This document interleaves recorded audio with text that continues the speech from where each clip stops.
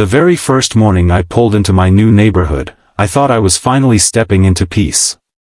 I had dreamed of owning a lakefront cabin for years, and after endless paperwork, saving, and planning, the day had finally arrived. My truck was loaded down with the last few boxes, my dog sat in the passenger seat wagging his tail, and I felt like nothing could spoil the excitement of starting this new chapter. The cabin wasn't just a house, it was supposed to be my sanctuary. But little did I know, trouble was waiting for me before I even set foot on my porch. The movers had called me the night before and said they had an opening earlier than expected. Instead of moving in on the weekend like I had planned, they told me they could bring everything the very next morning. It seemed like a blessing at the time. I figured, why not? The closing was already finalized, the previous owner had handed me the keys, and the place legally belonged to me. There was nothing to stop me. Or so I thought. The moment I pulled up, before I could even step out of my truck, I noticed a woman standing at the end of her driveway. She was in her bathrobe, slippers, and clutching a phone like it was a weapon. I had never seen her before, but the look on her face made it clear, she did not approve of my arrival. As soon as I parked, she stormed toward me. "You can't be here," she yelled, waving her phone in the air. "This is against the rules." I blinked, trying to process what she was saying. "Excuse me?" I asked. "Ma'am, I just bought this place. I'm moving in." She crossed her arms, glaring at me as if I had confessed to a crime. "The HOA doesn't allow move-ins on weekdays. And you're not even scheduled until tomorrow. You can't just decide to come early. This is a violation, and you're trespassing." My heart sank, but then confusion turned to irritation. I wasn't part of any HOA. When I signed the papers, the lawyer made it clear. This property sat outside the association's control. I had even double-checked because I wanted freedom from all those ridiculous rules about lawn height, mailbox color, or when I could grill on my own porch. So hearing this woman scream about the HOA made zero sense. I took a deep breath, trying to stay calm. "Listen, ma'am. I closed on this house last week. Here are the keys. Here's the deed. I'm not trespassing. This is my property now." But she wasn't listening. Instead, she pulled her phone up to her ear and, without hesitation, dialed 911 right there in front of me. I froze, shocked. Was this woman really calling the police because I moved into my own house? "Yes, officer," she said loudly into the phone, making sure I heard every word. "There's a strange man here trying to break into the property next door. He says he lives there, but he doesn't. He's trespassing and being aggressive." I couldn't believe my ears. Aggressive? I hadn't raised my voice once. My dog barked nervously in the truck, sensing the tension. I tried to reason with her one last time. "Ma'am, you don't need to call the police. Look, I have proof right here," but she held her palm out like a stop sign and snapped, "Save it for the cops." At that moment, I realized there was no reasoning with her. She was the kind of neighbor who lived for conflict. I had heard of Karens before, but I never thought my first day in the neighborhood would introduce me to one. I sat back on the porch step, waiting for the police, my documents in hand. Sure enough, within minutes, 2 squad cars rolled up, lights flashing. My stomach tightened, but I reminded myself, I hadn't done anything wrong. The officers stepped out, hands on their belts, and approached carefully. "Sir, can we talk to you for a second?" one of them asked. I nodded and handed over my paperwork. "Absolutely, officers. My name is Daniel. I closed on this property last week. Here's the deed, the bill of sale, and my ID. I'm just moving in a little early because the movers had an opening." The officer looked over the documents, flipping through them slowly. Then he compared the address on my driver's license with the house number. It all matched. "Looks in order to me," he said. Meanwhile, Karen came stomping over, her voice shrill. "Don't believe him. He's lying. This is an HOA community, and he's violating our rules. He can't just move in whenever he feels like it." The officer turned to her calmly. "Ma'am, his name is on the deed. This house belongs to him. He's not trespassing. He's not breaking the law." Her jaw dropped. But, he's not following the HOA. "That's a civil matter, not criminal," the officer replied firmly. "And from what I see here, this property isn't even under HOA jurisdiction." Karen's face turned red as a tomato. She sputtered, "This is outrageous. You're supposed to protect the community, not take the side of outsiders." The officer gave her a sharp look. "Ma'am, filing a false police report is a serious offense. If you keep calling 911 for situations like this, you could be charged. Consider this a warning." My shoulders finally relaxed as I exhaled a long breath. The officers handed back my paperwork, patted my shoulder, and said, "Welcome to the neighborhood, sir. Don't let this discourage you. Not everyone here is like that." With that, they left, leaving Karen fuming in her driveway. She stomped back to her house, muttering angrily to herself. I thought maybe, just maybe, that would be the end of it. I had been cleared by the police. I had proven ownership. Surely, she would back down now. But as I sat on my porch, watching her blinds twitch as she spied on me from her window, I had the sinking feeling this was just the beginning of something bigger. Karen wasn't the type to accept defeat. She was the type to escalate. And I was about to find out just how far she was willing to go to make my life miserable. But what she didn't know was that I wasn't the type to roll over and let people like her win. The very next morning after the police had left, I woke up thinking maybe the drama was behind me. I told myself that Karen had embarrassed herself enough in front of the officers and she would probably keep her distance from now on. I poured myself a cup of coffee, stepped out onto the porch, and tried to enjoy the calm view of the lake. For a few minutes, it actually felt peaceful. But then I noticed something strange across the street. Karen wasn't alone anymore. She was standing with two men, both dressed far too formally for a morning stroll. They were wearing collared shirts tucked into khakis, clipboards in hand, and the three of them stood there like they were conducting a military inspection. They pointed at my house, at my truck, even at my mailbox, and scribbled notes down like I was some kind of offender. I shook my head, already dreading whatever was about to happen. By evening, when I came back from unloading boxes at the storage unit, there it was, a bright yellow envelope taped right to my front door. HOA violation notice, it read in bold letters across the top. My stomach twisted, not out of fear but out of sheer annoyance. I ripped it open and read the contents. According to this so-called violation, I had moved in without proper HOA authorization and therefore owed a $500 fine, payable within 10 days. I almost laughed out loud. Authorization? From who? The house wasn't even in the HOA's boundaries. The property deed I had signed explicitly confirmed that. The previous owner had bragged about it, in fact, about how he loved being free from the HOA's endless rules. Yet here they were, trying to find me like I was one of their members. I dialed the number listed at the bottom of the notice, partly curious to see who'd answer.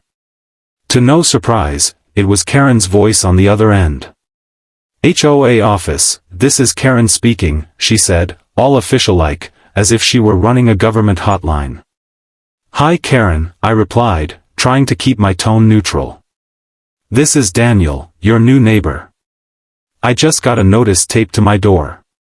You're claiming I owe a $500 fine for moving in early. That can't be right. There was a long pause before she responded, smugness dripping through the phone. It's absolutely correct. Around here, we don't tolerate rule breakers. Move-ins must be scheduled and approved. You violated the guidelines, and there's a penalty. Pay the fine, and we can put this behind us. I couldn't help but chuckle. Karen, I think you're mistaken. This property is not under HOA control. I checked the records before I bought it. You have no authority over me. Her voice sharpened instantly. Oh, you think you're smarter than everyone else here? Let me tell you something. No one comes into this neighborhood and disrespects the HOA. You can either pay now or we'll escalate this to court. Trust me, you don't want to fight us. I leaned back in my chair, grinning. She had no idea who she was talking to. I wasn't some pushover who'd panic at the mention of court. I was a real estate attorney. Property boundaries, jurisdiction, and legal authority were things I understood like the back of my hand. If Karen wanted a fight, she had chosen the wrong neighbor. Sure, I said calmly. Let's see what the court has to say. Before she could fire back, I hung up. That evening, I dug out the closing documents again and pulled up the county property maps online. I traced every boundary line, highlighted every note, and double-checked the HOA overlay. Just as I knew, my house was carved out, sitting just outside their control. They had zero jurisdiction. And just to make sure Karen couldn't harass me further, I drafted a cease and desist letter, citing the exact statutes and attaching proof of the property boundaries. The letter warned them that if they continued this nonsense, I'd pursue legal action against the HOA itself for harassment. When I dropped the envelope off at their so-called HOA office, a shed attached to Karen's garage, I imagined the look on her face when she read it. But still, part of me wasn't satisfied. This woman had called the cops on me my very first day, accused me of trespassing, and now tried to fine me $500 for living in my own home. I knew her type. People like Karen thrived on intimidation, on making others bend out of fear. If I let her slide with just a cease and desist, she'd try again. And again. And again. I had to make sure she thought twice before ever coming after me in the future. That night, as I sat on my porch watching the reflection of the moon ripple across the lake, I thought hard about my options. I didn't want to sink to her level, I didn't need to lie, scream, or manipulate. But I did want something that would send a clear message: I'm not the guy to push around. I wanted something perfectly legal but sharp enough to sting. That's when the idea hit me. I remembered something the previous owner had mentioned casually during the sale. Oh, and that strip of land next to Karen's driveway? That's included in the property. I never used it for anything, but technically, it's yours. At the time, I hadn't thought much of it. But now, as I replayed those words, my eyes widened. That narrow strip was the exact space Karen used every single day to back her SUV out of her driveway. She had treated it like her own for years, but in reality, it was mine. My lips curved into a smile. This wasn't about revenge, it was about using my property rights wisely. If Karen wanted to weaponize rules and laws against me, then I would play the same game. Only difference? I actually knew what I was doing. The more I thought about it, the clearer the plan became. I would claim that strip of land, not in an aggressive or illegal way, but in a way that was undeniable, permanent, and completely within my rights. She had opened this battle. Now it was my turn to show her just how outmatched she was. And the best part? The very same rules and laws she tried to use against me were about to become her worst nightmare. The next morning, as I made a list of supplies I'd need from the hardware store, I couldn't help but grin at the thought of her face when she realized what I was about to do. Karen thought she could bully me into paying fake fines. But instead, I was about to teach her the lesson of her life, one that would leave her driveway blocked forever. Karen's driveway had always been her pride and power spot. Every morning she marched down it like a queen surveying her kingdom, waving at cars, glaring at anyone who wasn't in her good graces, and backing her shiny SUV out in one smooth arc that spilled directly across the thin strip of land she assumed was hers. But that strip wasn't hers. It was mine. And the irony was almost too perfect. According to the county records, my property line extended about 4 extra feet past what most people thought. The previous owner had never bothered to do anything with that little slice of land, probably because it wasn't big enough to build on or worth much on paper. But in reality, it was pure gold because of where it was positioned, right where Karen's SUV needed space to swing out of her driveway. For years she had been trespassing without even knowing it, treating my land like part of her own. She had gotten comfortable, spoiled even, and now she was about to learn a hard lesson. When you mess with someone's peace, don't be surprised when they use the law against you. That morning I drove to the hardware store with a smile on my face.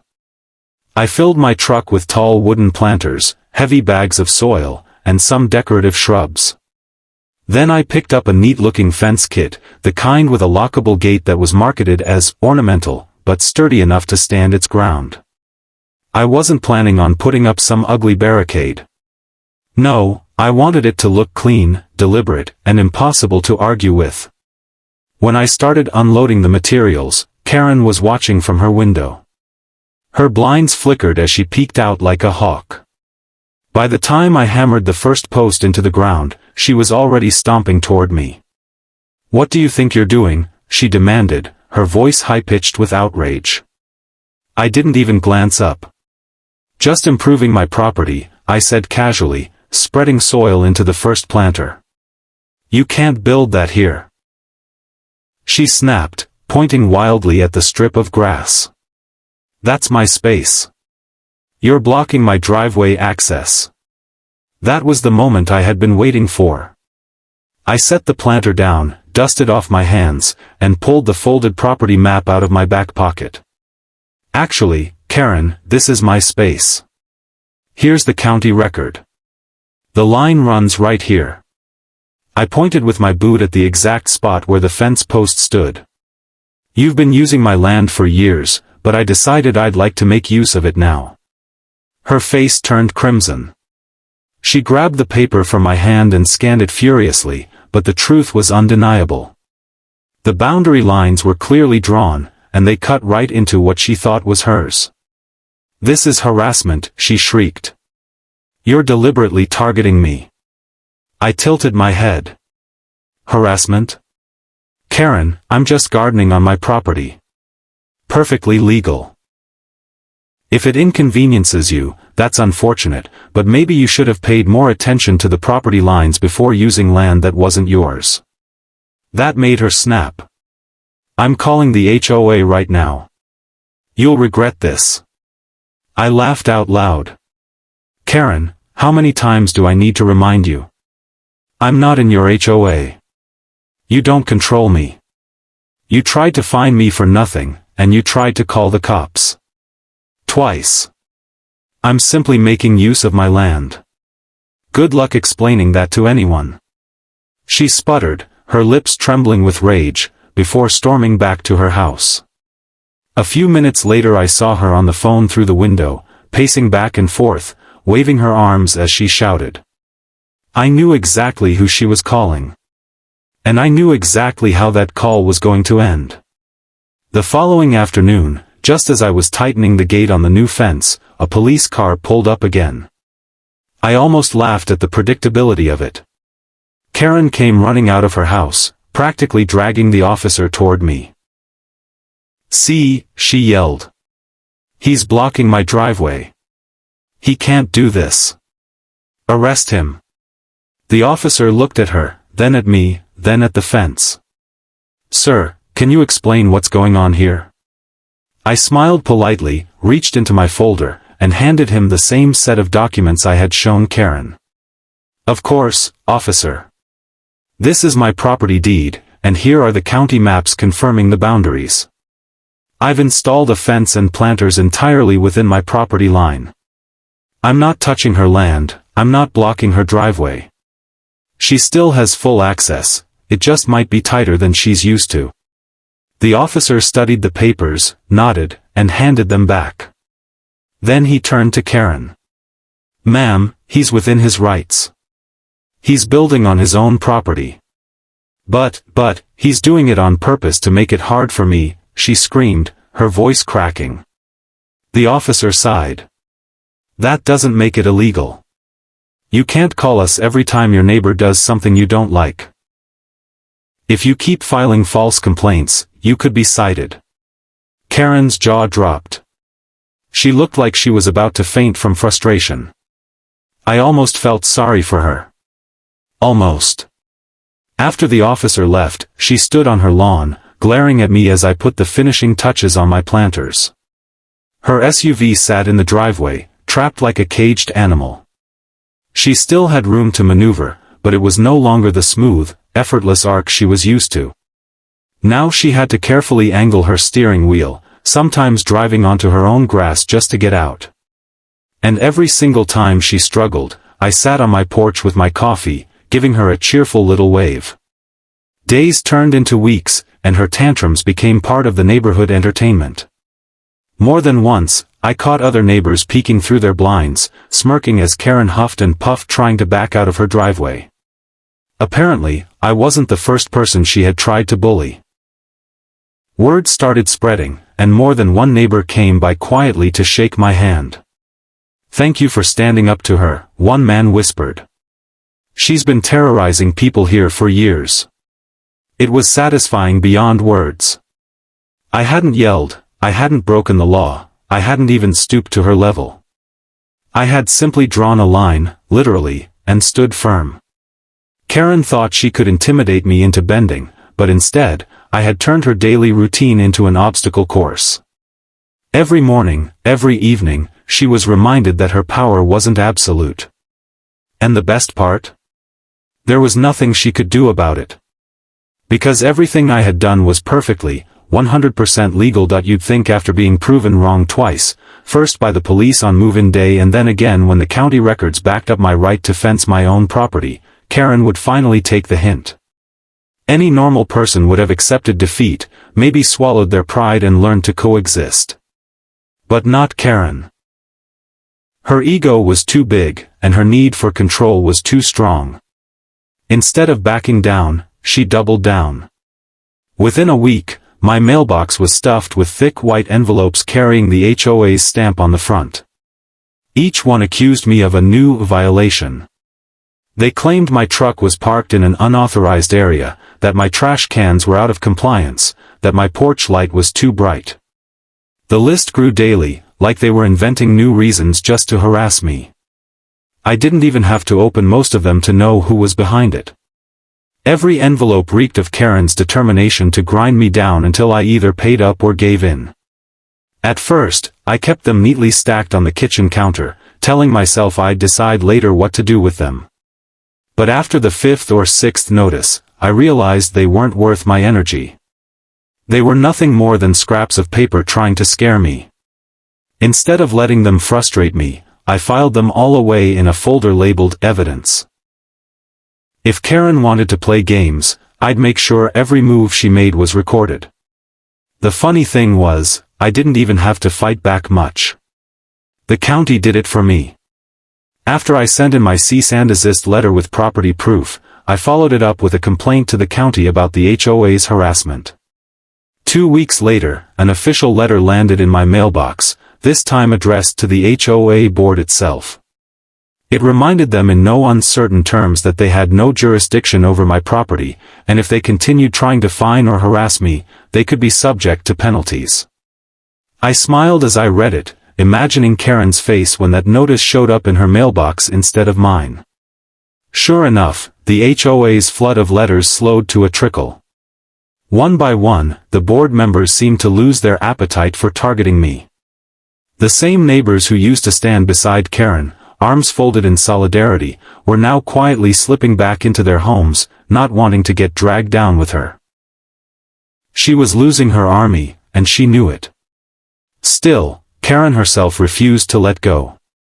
Every morning, I'd see her SUV creeping awkwardly out of her driveway, tires cutting across the edge of her lawn as she tried to avoid hitting the planters I had set up on my land. Sometimes she'd stall halfway, get out, and angrily kick at the dirt near the posts, as if that would magically erase the fence. The neighbors watched, I watched, and every time she lost her temper, her authority slipped a little more. Then one Saturday afternoon, I hosted a small barbecue on my porch. I invited a few neighbors who had waved kindly at me in passing. I figured it was time to build some real connections, not just sit behind property lines and fences. To my surprise, almost a dozen people showed up. They brought side dishes, drinks, even folding chairs. The air was light, filled with laughter and the smell of grilled burgers. For the first time since moving in, I felt like I belonged. As the sun set and the lake shimmered in orange and gold, one of the neighbors leaned toward me and whispered, "You know, you did what we've all wanted to do for years. You stood up to her. She's been running this neighborhood like her personal kingdom, and nobody ever challenged her until you came along." Another neighbor chimed in, "Honestly, we're talking about voting her out at the next board election. People are tired of her drama. She makes us all look bad." Hearing that filled me with quiet satisfaction. Not only had I defended my own rights, but I had also sparked a shift in the neighborhood. People who once felt powerless now realized Karen wasn't untouchable. Her threats were nothing more than hot air, and the law was firmly on my side. Later that evening, as the last guests trickled out, Karen stood at her window across the street, arms folded tight, her face practically glowing red. She had watched the entire barbecue, probably grinding her teeth at the sight of her neighbors laughing and relaxing on my lawn. I gave her a little wave as I carried the last tray inside, just to remind her that I wasn't going anywhere. Over the following months, her presence shrank. She stopped yelling across the street. She stopped parading around like the queen of the block. The only time she made her presence known was during her daily battle with the driveway. Every time her SUV scraped her lawn or jerked awkwardly back and forth to clear the fence, I was reminded of the irony. She had tried to humiliate me on day one, calling the cops and demanding I leave. She had tried to intimidate me with fake fines and empty threats. But in the end, she was the one humiliated, boxed in by her own arrogance and forced to live with the daily reminder that she couldn't bully everyone into submission. The best part was how peaceful my life became. I spent mornings fishing on the lake, afternoons fixing up the cabin, evenings sipping coffee on the porch. My dog loved the open space, and my neighbors, at least the reasonable ones, became friends I could count on. The fear that Karen had tried to instill in me was gone, replaced by quiet confidence. I didn't just survive her attacks. I thrived despite them. And the fence stood as a permanent symbol of that victory. It wasn't just a barrier of wood and planters. It was a line drawn in the sand, proof that I knew my rights and refused to be pushed around. Some nights, as I sat outside listening to the crickets, I thought about how differently things could have gone if I hadn't known the law or hadn't been willing to stand up for myself. Karen would have bulldozed right over me, and I'd probably be another one of her silent victims. But instead, she had met her match. And the lesson was clear. When someone tries to control you with intimidation and false authority, the best revenge isn't yelling or fighting. The best revenge is calmly, legally, and permanently turning their own arrogance into their downfall. So that's how I ended up not only moving into my dream lake cabin, but also reshaping the entire neighborhood dynamic. Karen called the cops on me the very first day, tried to ruin my peace, and nearly scared me off. But instead of breaking me, she set the stage for her own downfall.